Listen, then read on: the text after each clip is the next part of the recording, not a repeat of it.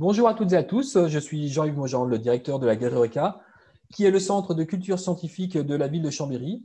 Je suis très heureux de vous présenter ce nouveau rendez-vous entre midi et sciences. C'est une rencontre mensuelle, initialement proposée à la Galerie Eureka sur la pause méridienne, pour nous éclairer sur des sujets de société en lien avec les sciences. Aujourd'hui, nous allons nous intéresser à la forêt de montagne et plus précisément à son rôle dans la protection contre les risques naturels. Pour en parler, nous avons le plaisir d'accueillir M. Jérôme Liévois. Bonjour. Bonjour. Vous êtes géologue dans un organisme spécialisé de l'Office national des forêts qu'on appelle le RTM. C'est ça, pour restauration des terrains en montagne. Exactement, merci. Donc, comme on le disait, le sujet, c'est la forêt. Et à travers un angle nouveau, nous allons nous intéresser si est-ce que c'est un rempart contre les risques naturels. Tout à fait. Et donc, on va pouvoir regarder quels sont les différents phénomènes que l'on peut avoir, phénomènes naturels qu'on peut avoir en montagne et comment la forêt peut interférer. Voilà, donc c'est la forêt à fonction de protection, juste une introduction. On parle bien de fonction. La forêt est multifonctionnelle. Les forestiers, les promeneurs, les bûcherons ont un rôle dans cette forêt. Ce sont des acteurs, ce sont des sujets. La forêt, c'est un milieu, c'est un objet. Dans notre conception de société actuelle, ce n'est pas une personne, elle n'a pas de rôle, elle a une fonction. Des fonctions d'ailleurs. Pour commencer et cerner un petit peu notre sujet, est-ce que vous pourriez préciser deux, trois éléments? Tout d'abord, qu'est-ce qu'on appelle un risque naturel? Et est-ce que et quels sont les phénomènes naturels qu'on peut rencontrer en montagne? Alors, oui, il y a de nombreux phénomènes naturels qui sont connus de la plupart des gens. C'est les éboulements, les avalanches, les crues torrentielles, les glissements de terrain, tout ce genre de choses qu'on va pouvoir regarder un par un et voir en quoi la forêt vient interférer là-dessus, puis voir comment notre société s'y prend pour améliorer cette fonctionnalité.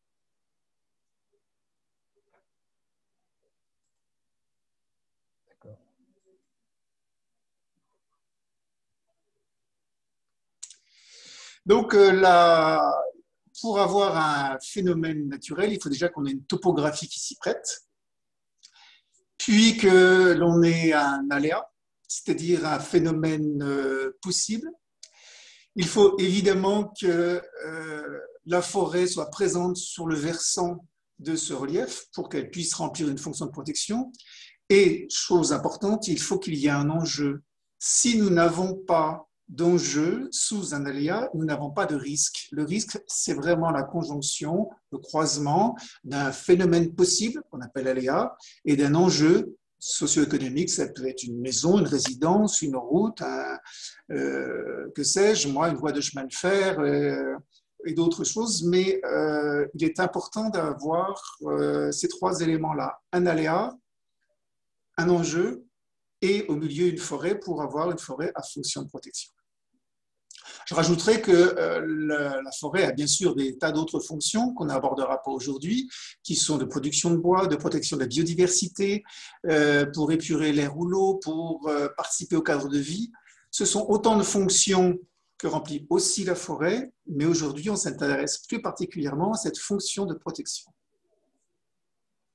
D'accord. Et quels sont ces risques auxquels la forêt va pouvoir être confrontée? Alors, je les ai listés déjà rapidement, mais on va les voir tout de suite. Il y a déjà le ravinement.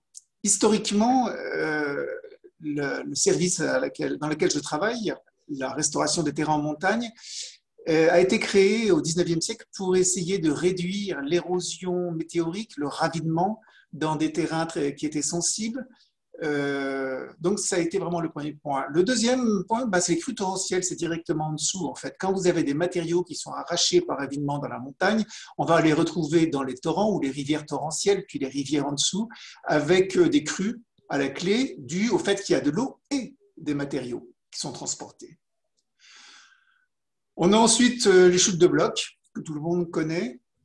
C'est un phénomène très habituel en zone de montagne.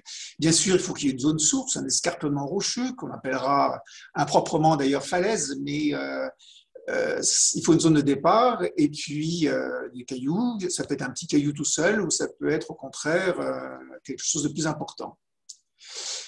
Il y a aussi les glissements de terrain, qui sont un peu différents. Là, ce sont des masses de matière souvent plus plastiques qui vont glisser. Vous voyez sur la photo, par exemple, un exemple d'un glissement de terrain arrivé sur une route sur la commune du Grand Bornand. C'est une masse qui peut avoir des vitesses très variées. Ça peut aller presque aussi vite qu'une avalanche de neige, et même aussi vite parfois, et au contraire être très très lent. Mais ce sont des phénomènes qui sont bien présents, notamment sous nos latitudes où la pluie est importante, parce que pour les glissements de terrain, le facteur eau est tout à fait essentiel. Et enfin, il y a les avalanches de neige. Récemment, là, il y a quelques jours, on était en alerte forte pour les avalanches sur la Savoie. C'est un phénomène que les habitants de Savoie connaissent bien en zone de montagne. C'est le manteau neigeux qui se décroche de la zone où il a été déposé lors de la précipitation et qui, pour des raisons d'évolution de la température, par exemple, ou d'alourdissement, parce que de nouvelles couches sont venues se poser dessus, cette masse de neige va dérouler jusque dans la vallée, ou en tout cas assez bas en montagne, en pouvant faire de gros dégâts. Donc les ravinements, les crues torrentielles, les chutes de pierres, les glissements de terrain et les avalanches sont les principaux types de phénomènes sur lesquels la forêt peut avoir une fonction. Est-ce que vous pouvez peut-être cibler un petit peu plus par rapport aux éboulements, parce que c'est un phénomène qui est assez présent en montagne? Oui. Alors, la forêt pour les éboulements, eh bien tout simplement, la forêt, c'est autant d'obstacles sur un caillou qui roule sur une pente ou qui saute sur une pente, parce que parfois il ne faut pas que rouler, parfois ils font des rebonds avec 2, 3, 4 mètres de haut. Et chaque arbre devient un obstacle. S'ajoute à l'effet d'obstacle de l'arbre le fait qu'on a un sol forestier qui va amortir un peu comme un matelas. Si vous sautez sur un matelas, ce n'est pas la même chose que si vous sautez sur un parquet ou sur un carrelage. Et la litière forestière va servir de matelas amortisseur. La forêt remplit ici une fonction évidente de protection, mais qui a ses limites. On le verra pour les autres types d'aléas, mais il y a toujours des limites. L'exemple ici, un relief que les Chambériens connaissent bien, le Granier. Il y a eu un éboulement. On sent bien que vu les volumes, les quantités, la forêt là remplit peu de fonctions, voire pas du tout. Ça revient à dire que la forêt a une fonction de protection pour des blocs, allez, on va les dire jusqu'au mètre cube, des blocs isolés. Dès que vous avez plusieurs blocs qui tombent, c'est un éboulement qui va donner plusieurs blocs au même endroit, et a fortiori, si vous avez un morceau, un pan de falaise entier qui s'effondre, votre forêt, là, ne peut plus remplir cette fonction-là. Heureusement, dans l'immense majorité des événements, ce sont des blocs isolés, ou quasiment isolés, parfois 2 ou 3 blocs, mais on considérera que chacun est isolé. Donc, dans l'immense majorité des cas, la forêt remplit une fonction de protection. Il en est de même pour les crues torrentielles, qui sont quand même là aussi fréquentes en montagne? Alors, les crues torrentielles, on va parler d'abord des avalanches, je propose. Pas de souci. Pour les avalanches, ce qui est important, c'est que là, la forêt va ancrer le manteau neigeux, empêcher le manteau de partir, empêcher le déclenchement de l'avalanche.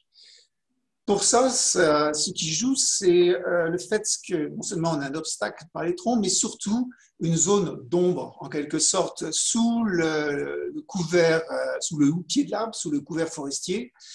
Ça va créer des hétérogénéités. D'une part, le vent va s'y mettre et on va avoir des turbulences qui vont faire que le manteau ne sera pas régulier. On va avoir une réverbération de jour comme de nuit qui sera différente, donc une évolution différente du manteau neigeux suivant que c'est à l'ombre du houppier ou pas à l'ombre du houppier. Autre petit facteur, quand il neige, il va tomber d'abord de neige sur les branches, puis ces branches vont se purger quand vous aurez un gros paquet de neige. Ça va faire des poinçonnements au sol. On a tous vu ça, des espèces de poinceaux autour de l'arbre. Autant d'éléments qui vont faire que le manteau va devenir plus ancré, plus accroché. Ça, c'est vrai si on a la forêt. Par contre, là aussi, il y a une limite. Si l'avalanche part au-dessus de la limite forestière, à ce moment-là, il n'y a plus d'effet forestier. Pire, de temps en temps, on a des arbres qui sont emportés par l'avalanche qui est partie au-dessus. Donc l'avalanche part au-dessus du couvert, au-dessus de la limite forestière amont. Et puis, dans son énergie, son mouvement vers la vallée, peut casser et emporter des arbres et ajouter à ce moment-là des phénomènes aggravants sur les bâtiments. Vous avez un exemple ici, c'était lors d'une crise avalancheuse à Chamonix, d'arbres qui sont tombés très très près de chalets habités. D'accord, du coup, bon, j'en prends ma question puisqu'on est en train de voir un petit peu différents phénomènes naturels. Et donc, ma question, c'était à propos des crues, plus précisément. Alors, pour les crues, on l'a vu tout à l'heure, tout à fait au début, hein, l'action du service RTM, qui s'appelait initialement service du reboisement, c'était de reboiser des versants dénudés, souvent qui avaient été déboisés pour servir de pâturage et avec des phénomènes d'érosion. Donc la forêt a été réintroduite pour limiter cette érosion. Cette forêt a aussi une fonction, cette forêt avec sa litière forestière, a aussi une fonction pour une pluie normale de réguler le débit, c'est-à-dire la goutte d'eau qui tombe du ciel, le temps qu'elle traverse la litière et qu'elle aille jusqu'au torrent, ça ralentit en quelque sorte le passage par le biais forestier. En plus de ça, les arbres boivent. Un chiffre comme ça donné un peu rapidement et à la louche, mais concrètement, une forêt normale sous nos latitudes pompe, c'est le terme qu'on va utiliser, à peu près 60 mm d'eau sur une année. Donc oui, ça a une certaine fonction pour réduire l'onde des petites crues, pour allonger la période d'eau en eau dans le torrent, donc réduire les périodes d'étiage où il n'y a pas d'eau du tout. Tout ça, ça a aussi une limite, comme on l'a vu pour les chutes de pierre, comme on l'a vu pour les avalanches. La limite, c'est que quand il pleut beaucoup et très fort, ou très fort d'ailleurs, vous avez la forêt qui devient transparente. C'est-à-dire l'eau ne fait que passer. Et au bout d'un certain temps, on se retrouve avec un très fort débit dans les torrents. À la différence près, c'est qu'au lieu d'avoir de l'eau au début qui transporte déjà les cailloux arrachés par le ravinement, on a de l'eau qui est claire et qui va s'engouffrer dans les lits torrentiels, quitte parfois, et pas toujours, mais quitte parfois à venir recreuser un peu. Ça fait autant de matériaux qu'on va retrouver. Et dans les situations extrêmes, on va retrouver tous ces matériaux dans la vallée. Je mets ici sur cette diapo l'exemple du Bastan à Luce-Saint-Sauveur, où en juin 2013, on a eu ce phénomène-là avec des pluies tout à fait exceptionnelles et les matériaux qui se sont retrouvés dans le fond de vallée. Beaucoup plus récemment, et on s'en souvient tous, on a vu des phénomènes assez similaires dans la vallée de la Vésubie. C'est-à-dire que pour des très très fortes quantités d'eau, à ce moment-là, l'effet tampon que je signalais tout à l'heure, de ralentissement en quelque sorte de l'onde de crue, n'existe plus, les matériaux sont transportés. Mais comme pour les éboulements, ce sont des phénomènes heureusement rares, et au quotidien, on va quand même avoir une forêt qui va permettre de limiter, réduire très fortement le transport solide, et donc avoir un lit qui va être beaucoup plus stable. On va même parler parfois de pavement, c'est-à-dire qu'on va avoir dans le lit les pierres qui vont progressivement s'arranger et avoir un lit assez solide, avec certes des variations dans le débit d'eau, mais très peu de transport. Ça, c'est en régime, je dirais, normal, annuel ou quotidien. Ce qui n'empêche pas des phénomènes exceptionnels comme on a ici sur cette photo-là. Y a-t-il d'autres phénomènes que l'on rencontre en montagne, en plus de ceux que vous Alors, venez il y a d'évoquer? d'autres D'autres phénomènes, mais je reviens un petit peu sur le ravinement dont on a parlé, qui est à l'origine, encore une fois, de toute la politique RTM en France. De temps en temps, ça a des limites. Il y a des terrains, et je suis géologue au départ, hein, il y a des terrains qui font qu'on ne peut pas reboiser. Il y a eu des tentatives, là c'est un petit exemple sur une commune qui s'appelle la Motte-du-Caire.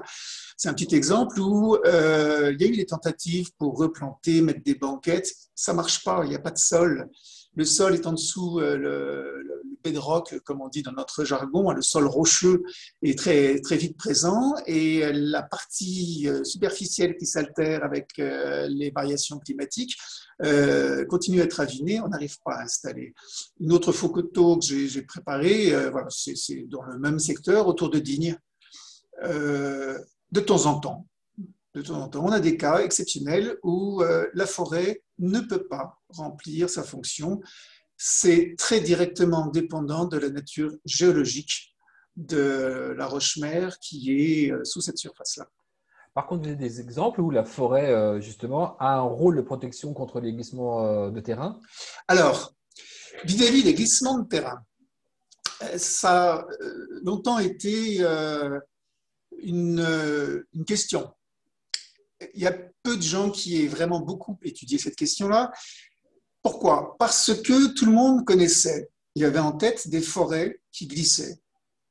Avec, comme ici sur la photo, une forêt, ce qu'on appelle une forêt ivre. Hein, des arbres qui sont inclinés un peu dans tous les sens. Ce sont des arbres anciens, on le voit. Des grands arbres, ma collègue la donne bien l'échelle. Et la forêt, ben, là, semble ne pas pouvoir remplir de fonction. Pourtant, on se dit bien que la forêt va boire un peu de l'eau. Je vous ai dit tout à l'heure, 60 mm d'eau par an. 600 mm, pardon, 600 mm d'eau par an, il ne faut pas que je me trompe dans les chiffres, 60 cm.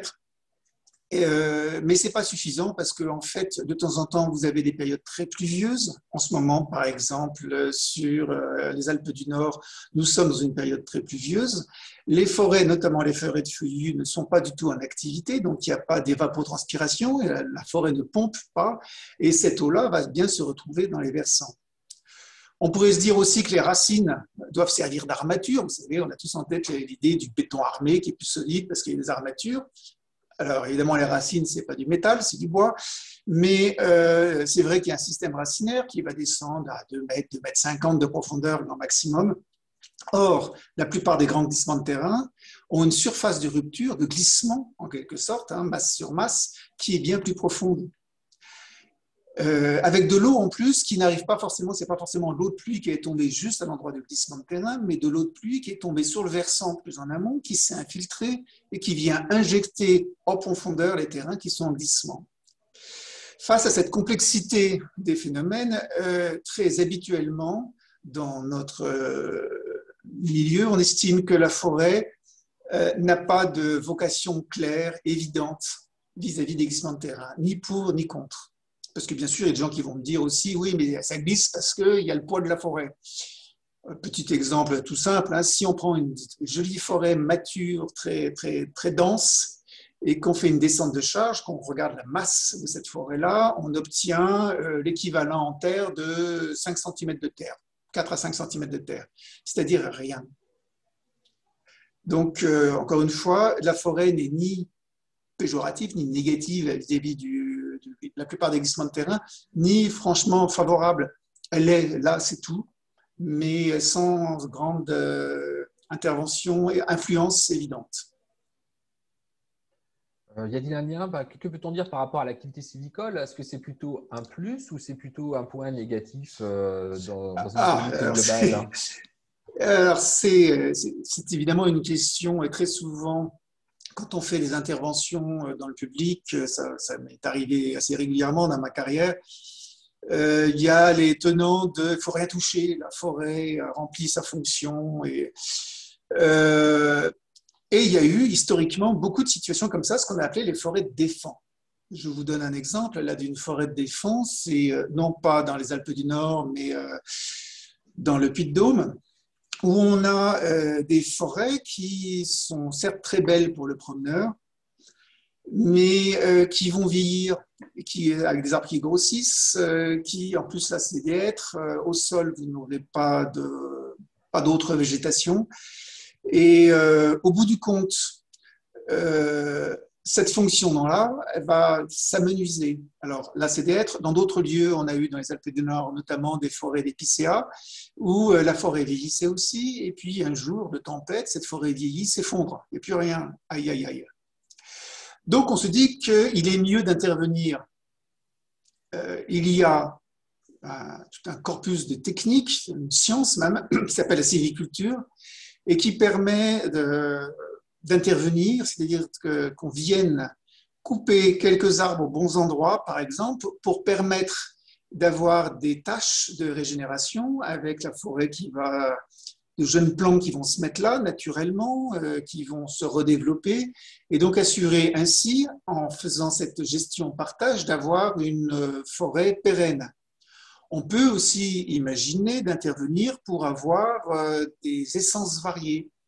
Il y a des endroits où, pour des tas de raisons tout à fait louables, on plantait de façon unique des épicéas, par exemple, qui donnent du très beau bois, qui a une belle valeur marchande, mais qui s'avèrent dans certains endroits pas très propices pour lutter, par exemple, contre les chutes de pierre. Alors là, sur la photo, je mets un exemple. Hein. On coupe quelques arbres qu'on met en travers, en diagonale. Ça permet d'obtenir une rugosité au sol pendant quelques années où l'arbre ne sera pas moisi, pourri, hein, pendant 8 ans, 10 ans. Et ça va permettre à des jeunes plants, on en voit devant, qui vont se régénérer, qui vont grandir, qui vont remplacer la forêt. Et on va avoir à terme une forêt hétérogène en classe d'âge et même, on peut l'espérer, en type d'essence. Ça, c'est de la sylviculture. C'est des interventions humaines qui sont, quand on regarde bien, on regarde les autres protections qu'on peut mettre au bord de route, sont vraiment pas très, très onéreuses. Simplement, ça coûte quand même un petit peu de sous. Pas énormément, mais un petit peu de sous. Mais cette sylviculture existe. La sylviculture pour une forêt à fonction de protection, elle existe, elle est bien maîtrisée. Donc là, on a parlé de pérennité, de long terme, et on est Ouais. dans un contexte aujourd'hui particulier qui est celui du réchauffement climatique auquel on assiste. Et est-ce qu'il y a une incidence sur l'évolution de ces forêts de montagne? Et est-ce qu'en montagne, justement, ce réchauffement peut altérer ce rôle de protection des forêts contre les risques naturels? Alors, c'est un constat, évidemment, une question qu'on se pose tous. On a tous en mémoire ce qui s'est passé en 2003. Par exemple, on a eu en 2003 des incendies à Grenoble. On a tous aussi entendu dire, ou vu même dans le paysage, en se promenant en ce moment, qu'il y a des peuplements d'épicéas notamment qui jaunissent. Parfois, en 15 jours, ils viennent tout jaunes, ils perdent leurs aiguilles. Les gens vont vous parler de bostriche. C'est un petit animal, la scolite, un tout petit coléoptère qui profite que l'arbre est en stress hydrique, pour faire simple, que l'arbre a soif. Il ne peut pas émettre toute la résine et la petite bête en profite pour faire une petite galerie, pondre ses œufs, et puis les larves en grandissant vont manger les vaisseaux qui alimentent en résine le reste de l'arbre. C'est un phénomène directement lié, issu de l'évolution climatique. Oui, donc on sait. On sait, par exemple, que les épicéas vont devenir très, très fragiles sous une altitude, je dirais, dans les Alpes du Nord, aux alentours de 1200-1300 mètres. On sait aussi qu'en période de canicule et de sécheresse, on peut avoir des incendies. Donc, je vous parlais tout à l'heure de l'incendie du Néron, qui a été célèbre. Tous les Grenoblois s'en souviennent. C'était en 2003. La même année, on a eu dans un autre endroit, beaucoup moins connu, en Vallée d'Abondance, un incendie qui a duré aussi 8 jours, qui a ravagé entièrement une forêt d'épicéas. La végétation a eu du mal à revenir, hein, vous voyez là sur la photo. Ce sont des phénomènes directement issus de l'évolution climatique. Même si on a toujours eu des incendies de forêt, quand même, avoir des incendies de forêt dans le Chablais, en versant nord-nord-est, c'est quand même quelque chose de surprenant, de pas du tout habituel. Donc oui, il y a une évolution climatique. Et oui, si l'on veut que la forêt continue à remplir sa fonction de protection, il va falloir l'accompagner, mener une sylviculture adaptée. en introduisant, par exemple, des essences qui étaient plus dans le sud. Que l'on va remonter un petit peu des essences qu'on aurait plantées habituellement sur le Ventoux ou à Sisteron, on va venir les planter dans le Chablais. Je parle pour les Alpes, évidemment, il y a d'autres essences à adapter à cette évolution dans d'autres contextes. Ça va être aussi d'assurer une certaine diversification des essences.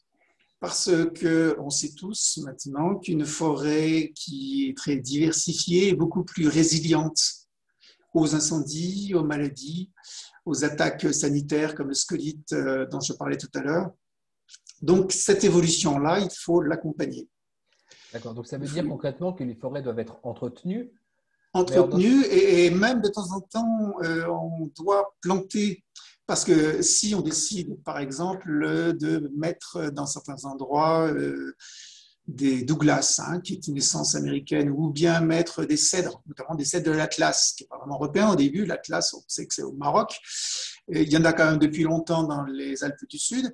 Eh bien, il n'y en a pas naturellement ici. Il ne faut pas attendre que les oiseaux amènent les graines. Donc, il va falloir prendre des plants de cèdre, par exemple, de l'Atlas, et puis, ou de pins céphaloniques, qui sont des arbres qui viennent plutôt de Grèce, et puis mettre ces plants-là en terre ici. Un plant, c'est quelques euros. Le travail pour planter le plant, le protéger, éviter que les bêtes viennent le manger, allez, ça va coûter une dizaine d'euros peut-être, mais ça va permettre de gagner beaucoup de temps et pour accompagner cette évolution climatique et assurer la poursuite de la fonction de protection. D'accord. Du coup, ma question va être plus pragmatique. Aujourd'hui, qui fait quoi et qui finance surtout? Alors, et oui, c'est une question parce qu'évidemment, ici comme ailleurs, c'est l'argent qui est le nerf de la guerre.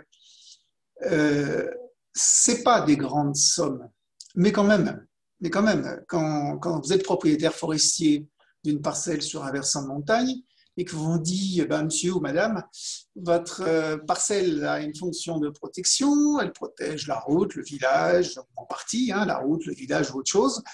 Il faudrait faire des travaux, c'est à vous de payer. Évidemment, les gens disent, attendez, moi je suis propriétaire, pour l'instant je paye un petit peu d'impôts et c'est tout, et encore pas toujours, je paye un peu d'impôts, vous me demandez de débourser.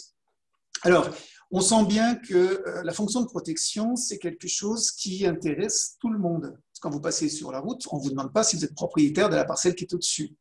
Vous êtes un usager de la route et vous bénéficiez de la protection qui est au-dessus. Et donc, l'État a conscience de ça, et depuis longtemps, quand l'État a décidé de créer le service dit du reboisement à l'époque, aujourd'hui le service RTM, à l'époque au sein de l'administration des eaux et forêts, maintenant au sein de l'Office national des forêts, il a vraiment voulu, il y a déjà 120 ans, c'était dans les années 1880, il a vraiment voulu créer et accompagner cette dynamique-là. Aujourd'hui encore, c'est le ministère de l'Agriculture qui prévoit dans son budget de financer ces actions-là.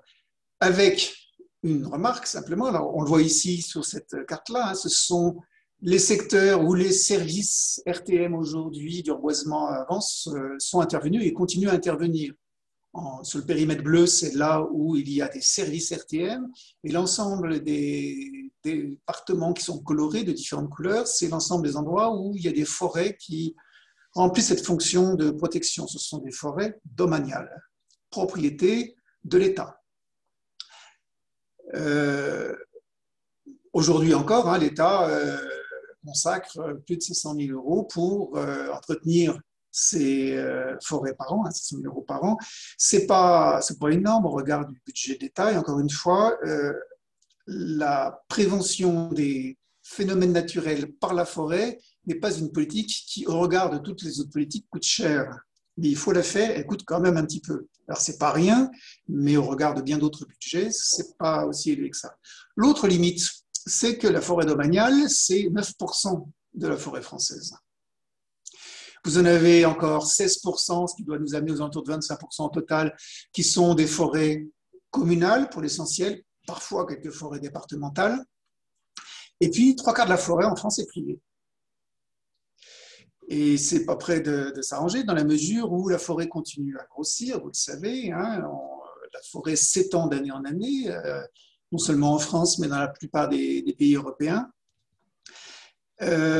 Or, évidemment, autant l'État, naturellement, va entretenir sa propriété et lui faire remplir ses différentes fonctions, il est moins bienvenu pour lui d'intervenir dans la forêt privée.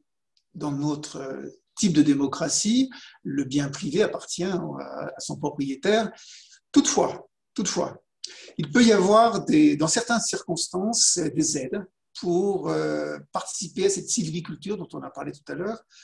L'un des exemples qui a eu cours jusqu'au 31 décembre de l'année dernière, c'était un contrat entre l'Europe, l'État et la région pour subventionner des opérations de sylviculture. Alors, c'était pour l'essentiel dans des forêts communales. On n'a pas fait non plus tant que ça, mais quand même, il y avait des opérations entre 5 000 et 90 000 euros. Et vous voyez, ça faisait une moyenne de 170 000 euros par an sur l'ancienne région Rhône-Alpes, puisque c'est un contrat qui avait été signé avant la création de l'actuelle région Auvergne-Rhône-Alpes. Donc, des actions sont possibles et on a bon espoir que ce type d'action va se poursuivre. C'est des montages financiers un peu complexes, mais qui permettent, pour les collectivités en tout cas, et on pourrait l'espérer aussi pour des particuliers, surtout s'ils se regroupent, de bénéficier de ces aides-là pour faire une sylviculture adaptée pour une fonction de protection. Mais ça sera toujours onéreux, c'est-à-dire qu'on peut difficilement imaginer dire je vais avoir tous les profits possibles, comme quand je coupe mon bois et je le vends, et en même temps assurer la protection. La fonction de protection a quand même un coût. Et on pourra essayer de réduire, on essaye à chaque fois d'essayer de réduire, d'allier en même temps la production de bois et la protection des biens, mais ce n'est pas toujours aussi simple. Et évidemment, en faisant ça, souvent la somme rentrée, le gain escompté est moindre quand on fait aussi une sylviculture pour une fonction de protection. Voilà, sur les acteurs, mais je dirais on peut être tous acteurs. Tout individu qui se promène en forêt peut être acteur, d'une part en regardant, en observant, en enseignant aux enfants cette fonction, ou aux plus jeunes, cette fonction de protection, en signalant aux élus d'une commune quand ils ont repéré quelque chose, qu'il y a des blocs qui sont tombés dans la forêt, des choses comme ça. C'est autant de manières d'être soi-même, en tant qu'individu, acteur de cette forêt en fonction de protection. Voilà. Merci beaucoup, Jérôme Liévois. J'ai peut-être une ou deux questions avant oui. de se quitter. Je voulais savoir finalement quel est l'intérêt de la forêt de protection économiquement parlant et en tout cas aussi en termes d'entretien par rapport à des ouvrages d'art beaucoup plus lourds. Évidemment, c'est une question qu'on se pose. D'une part parce qu'en tant que forestier, on a bien cette conviction que la forêt remplit une fonction. Un ouvrage d'art, oui, il a un gros intérêt, c'est qu'une fois qu'il est monté, il est instantanément efficace. Par exemple, tout le monde a repéré le long de nos routes des filets par pierre. Vous allez dans le Val d'Arly, dans le Val de Fière, vous avez des filets par pierre, il y en a des tas d'autres ailleurs. Une fois que c'est installé, c'est efficace. Mais évidemment, ça coûte des sous. La forêt, il faut la gérer tout le temps. Et puis, la forêt n'a un type d'efficacité équivalent que si le parcours du bloc, par exemple, en forêt, fait au moins 200 mètres, calculé sur une carte. Il faut prendre son truc et dire, ah bah oui, il a au moins 200 mètres. Donc, il y a des études qui ont été menées, très sérieuses, par mon collègue et ami Fred Berger du l'INRAE à Grenoble, qui démontrent que pour un bloc qui ne fait pas plus d'1 mètre cube, avec 200 mètres de parcours en forêt, on a quasiment l'équivalent de la protection d'un filet. Et quand on fait un calcul ramené sur 30 ans, il faut regarder sur la distance, le rapport des coûts, il est de l'ordre de 1 à 30 à 1 à 50. C'est-à-dire que ça coûte 30 à 50 fois moins cher de gérer sa forêt que d'arrêter les blocs dans ce genre de contexte. Mais il y a des tas de situations où on ne peut pas avoir cette forêt-là. Et il y a des tas de situations où, face à l'ampleur des enjeux, vous avez beaucoup de monde qui passe sur la route, la position politique bien compréhensible, c'est de dire non, on n'a pas le droit de courir de risques, il faut absolument mettre toute la sécurité de notre côté, quitte à mettre 2 rangées de filets, 3 rangées de filets. Si vous allez aujourd'hui à Bourg-Saint-Maurice, après avoir poussé Moutier, vous verrez, il y a 3 lignes de filets pour protéger la voie SNCF. parce qu'on ne prend pas de risque à ce moment-là, et que la forêt, là-bas, ne peut pas remplir cette fonction-là. Donc, ce qu'il faut, c'est au cas par cas, voir si la forêt peut remplir cette fonction-là et quelles sont ses limites. Tout au long de l'exposé, j'ai bien démontré que oui, la forêt a une fonction et en même temps, elle a des limites. Et aux collègues forestiers, aux experts, mais même, je dirais, ça c'est du bon sens souvent, donc les élus, la population peut très bien réfléchir à chaque cas et se poser cette question-là. Est-ce que là, elle remplit une fonction? Est-ce que cette fonction est suffisante? D'accord. Et sur les espèces, est-ce qu'elles sont toutes équivalentes ou certaines espèces sont plus Alors, particulièrement sensibles, en tout cas, ont un rôle plus efficace contre certains risques alors naturels? ça va dépendre un peu du type de phénomène, en fait. On l'a vu pour les avalanches, avec les paquets de neige qui tombent et l'ombre sous l'arbre. Donc, pour qu'il y ait de l'ombre en hiver, il faut que l'arbre conserve ses feuilles, ses aiguilles, pour faire simple. Parce que c'est pour l'essentiel des résineux, des épicéas, du sapin, du pin. Donc, pour ancrer le manteau neigeux, les résineux sont plus efficaces. Les résineux qui conservent leurs aiguilles. Le mélèze ne l'est pas, ou pas assez, parce qu'il perd ses aiguilles. Inversement, quand vous avez des chutes de pierre, les feuillus cicatrisent mieux quand il y a un impact. Et là, c'est vraiment un impact, hein, un poc là dans le tronc parce qu'une pierre est venue le cogner. Le feuillu va cicatriser plus vite que le résineux qui va avoir du mal à cicatriser là-dessus et donc du coup qui va avoir plus tendance à dépérir. L'autre aspect dans ce choix des essences, c'est, je l'ai dit tout à l'heure, mais c'est que si on veut que cette protection soit pérenne, durable, il faut que le peuplement forestier, la forêt à l'endroit où on veut qu'elle remplisse sa fonction, soit d'essence variée. C'est le plus sûr moyen d'assurer sa durabilité, sa pérennité. Et donc là aussi, il faut une sylviculture qui permette de diversifier les essences. Quand on a un endroit où on se dit, ouh, là, la forêt remplit une fonction, mais il n'y a que de l'épicéa, et pour les chutes de pierre, c'est pas le top, c'est pas idéal. Donc on va progressivement introduire d'autres essences, mettre du hêtre, mettre du charme, mettre des châtaigniers, des choses comme ça, pour permettre d'avoir cette diversité. Autre exemple, le ravinement. Pour lutter contre le ravinement, il faut surtout avoir une couverture végétale. Je dirais presque un peu excessif, quelle que soit la nature du couvert végétal. Concrètement, ce que l'on sait, c'est que si on a toutes les strates de la couverture végétale, une strate herbacée, de l'herbe, une strate de broussailles, des buissons, puis une strate forestière, des arbres, on va avoir à ce moment-là une très bonne protection. Et si jamais les arbres viennent à être malades, soit on a besoin de les couper parce qu'ils ont une valeur marchande, eh bien, on n'aura pas au sol un terrain dénudé. Alors, vous avez tous repéré, quand vous vous promenez dans une forêt de résineux, souvent au sol, il n'y a rien. Et vouloir mettre, je veux dire n'importe quoi, mais du cèdre ou du Douglas uniquement seul dans les zones de terrain érosif, c'est prendre le risque d'avoir une reprise de l'érosion parce que le sol est à nu, ou risque d'être à nu. Donc, c'est autant d'occasions où on se doit, encore une fois, de réfléchir, de faire du cas par cas. Rien n'est dans l'absolu interdit, mais à chaque fois, ça demande de la réflexion, souvent de croiser les regards. C'est bien de mettre un géologue, un forestier, un hydraulicien, des gens comme ça qui, ensemble, vont raisonner, essayer de trouver la meilleure solution. C'est la tâche à laquelle, chaque jour, on s'assigne au sein des services RTM de l'Office des forêts. Une dernière question pour terminer, parce que le temps s'écoule très vite. Que pensez-vous de l'avenir de ces forêts de montagne? Alors, d'une part, elles ont un bel avenir devant elles. Il suffit de regarder les 100 dernières années et de voir à quelle vitesse ces vallées se sont reboisées. Vous prenez n'importe quelle photo prise en 1900, 1910, 1920, et puis vous essayez de refaire la même photo aujourd'hui, en Maurienne, en Tarentaise, dans la vallée de l'Arve, dans le Chablais ou n'importe où ailleurs, vous verrez qu'il y a beaucoup plus de forêts. Vous avez même sur Géoportail, un site de l'Institut géographique national, des photos qui s'appellent Remonter le temps, où vous voyez très bien, si vous prenez des photos aériennes de différentes époques, que la forêt augmente en surface. Donc oui, elle a un avenir. Mais quel avenir? On a vu, il y a cette évolution climatique. Donc si on n'y prend pas garde, on peut avoir une multiplication des situations à incendie. Donc là aussi, il y a des interventions qu'on connaît très bien, on sait faire, débroussailler.